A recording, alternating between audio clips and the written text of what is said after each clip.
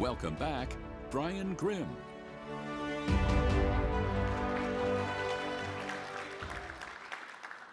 Religious freedom is good for business, and business is good for religious freedom.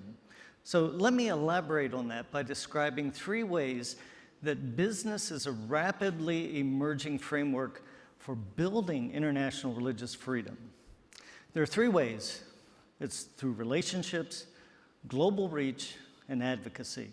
So I'll illustrate each one with true stories from business. First, relationships. This August, we will be awarding the CEO of Intel Corporation, Pat Gelsinger, a Global Business and Interfaith Peace Medal for their company's work in building a faith-friendly workplace where people of different faiths and beliefs work side by side with appreciation for their differing beliefs and practices. They do this through company-sponsored, globally chartered employee resource groups. The very first such group at Intel was the Bible-based Christian Network, established more than 20 years ago. Since then, Intel has added many new faith and belief employee groups, including one for atheists and agnostics, and the most recent being for the Baha'i faith. And as it turns out, the leader of Intel's Muslim group and the leader of their Baha'i group are both from Iran.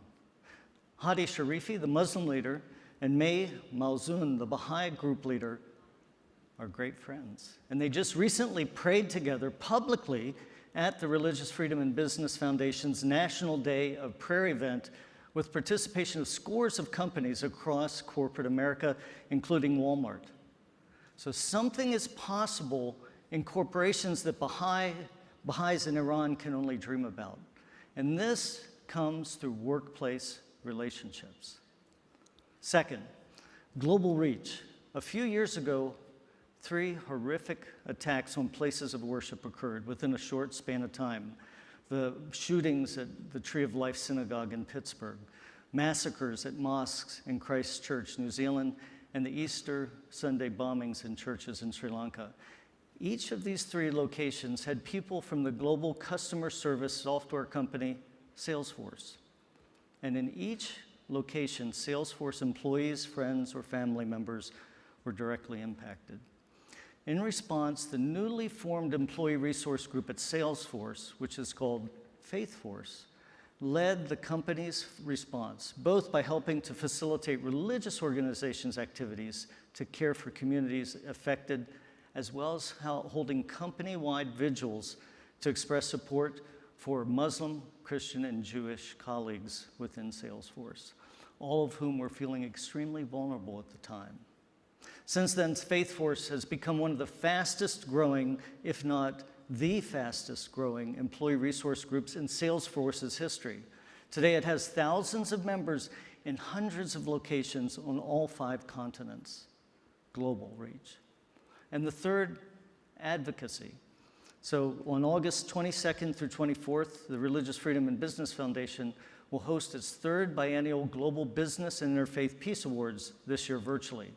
In addition to Intel's CEO being recognized, the awards will be kicked off by talks by the UN Special Rapporteur on Freedom of Religion or Belief, Dr. Ahmed Shahid, followed by the global chair of Google's Interbelief Network, who will share how their popular and public Google Talks, their talks at Google, will soon bring attention to the global problem of religious persecution, ranging from genocide to anti-Semitism. For example, earlier this month, a leader from Google's Jooglers, the name of their employee resource group for Jewish people, shared what they're doing to counter anti-Semitism in the company and in the communities where they work, as part of a community call for Fortune 500 faith and belief employee resource groups that we host. Advocacy that makes a difference. These are not isolated anecdotes. They exemplify what is happening in some of the most successful corporations day in and day out worldwide.